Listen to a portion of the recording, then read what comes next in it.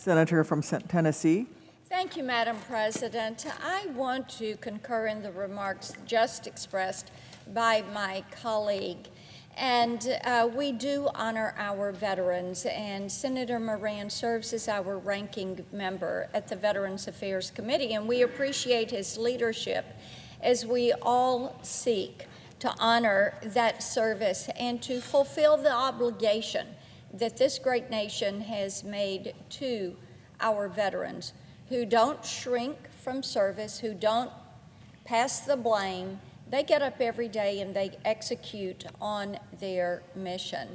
And I think it's important for each and every one of us to remember that our service should do honor to the service and the sacrifice that they have made.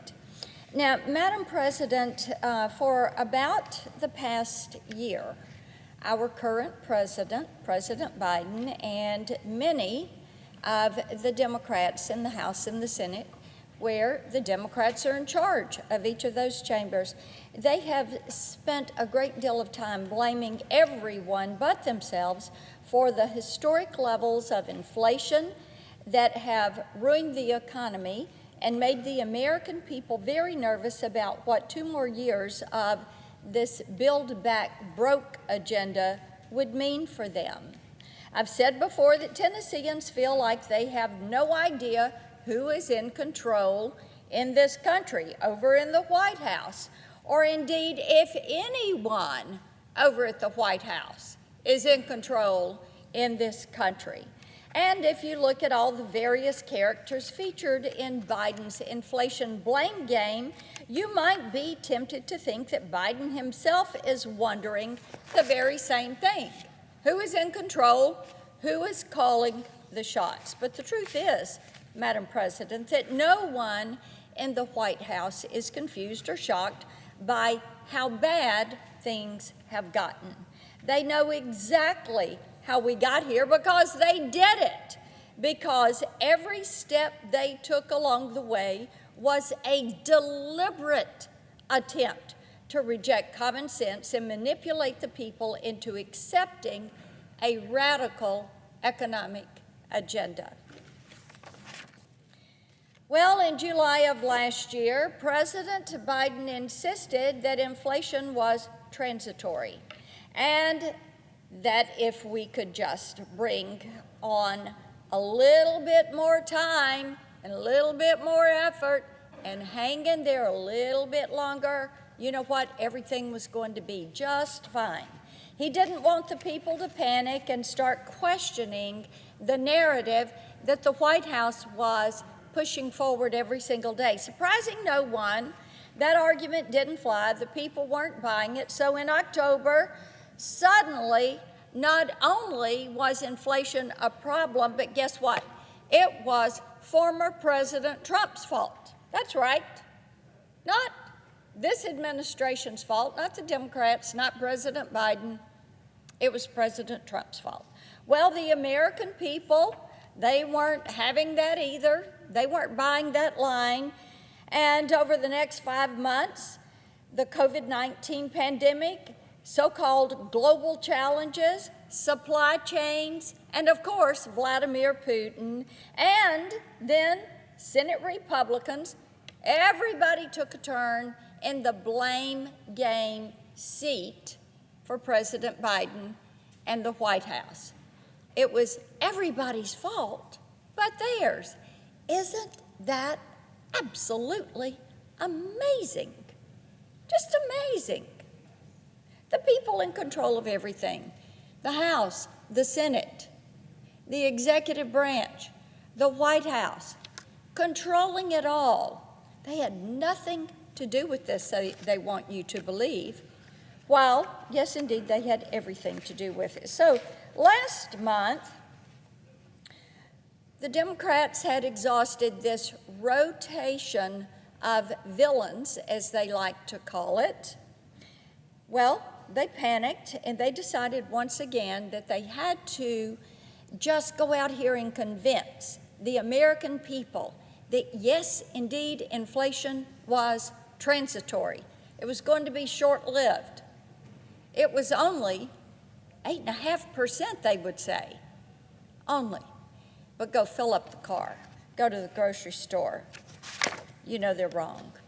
Well, unfortunately for Joe Biden, the American people are much smarter and more in tune with day-to-day life than the left has given them credit for. This administration is now in damage control mode. Last week, Secretary Yellen threw up her hands and admitted that the political narrative on inflation that she enabled put us on the road to economic collapse. On the same day, President Biden published an op-ed in the Wall Street Journal blaming Trump and Putin for his problems before touting the same radical policies the American people have already rejected. What we're seeing now is more than just the consequences of a failed political maneuver. It is the collapse of an economic philosophy the Democrats insisted was far superior to anything their political opponents would ever come up with. And the Democrats' response to this is what exactly? To say, well, they're sorry. Then they just double down. They just keep on going. Not exactly a plot twist for this administration. They intend to double down on their failed policies. At this point in Biden's blame game, Tennesseans are accustomed to watching the administration fail, but that doesn't mean that they're not paying attention to the details and the steps this administration is taking. Tennesseans are nervous, stressed out. They feel like everything is out of control, and nobody in the White House really cares about it.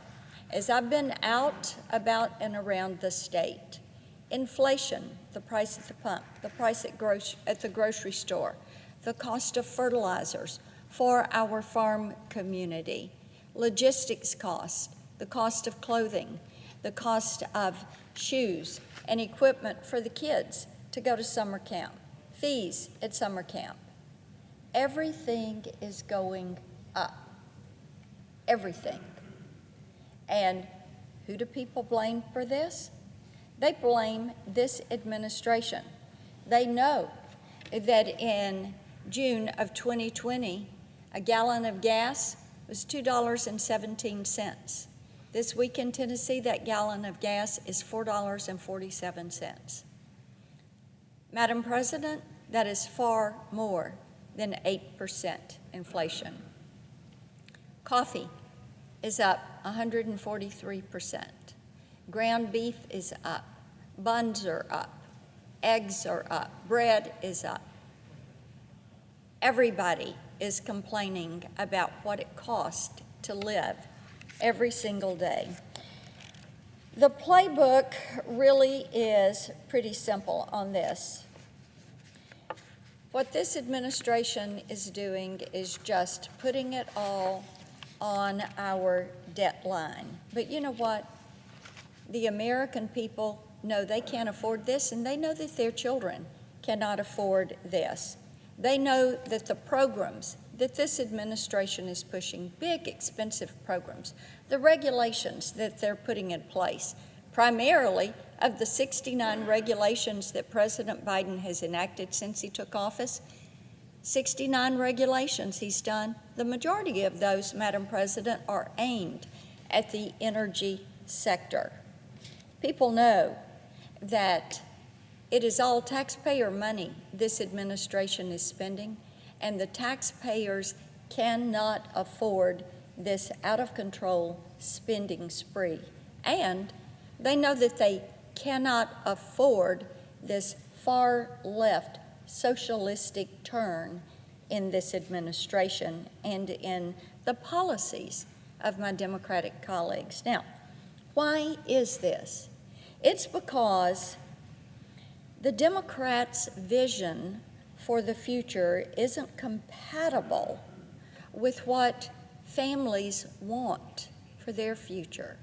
They look at what Joe Biden is offering: more government control, less parental control, more government control, hardship on small businesses, more government control, less freedom to spend your hard-earned money.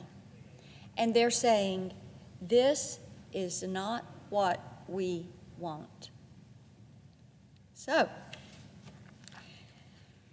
I think that, Madam President, when I listen to Tennesseans and when I talk with them about their hopes and dreams, about what they want to see for the future for their children, they're not in a jovial mood. They're in a very serious mood.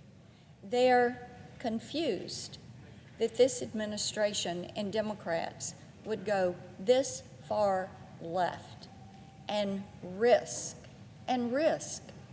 goodwill. And I think that the American people have figured out we are completely on the wrong track with this administration's policies. And they have figured out that these policies are not a path to prosperity. They're a path to government control. And I think that many of my Democratic colleagues know and realize that. Certainly, Secretary Yellen has let us know that she realizes that, and probably the President knows it. But instead of saying stop, full stop, the Democrats have chosen to double down. I yield the floor, and I note the absence of a quorum.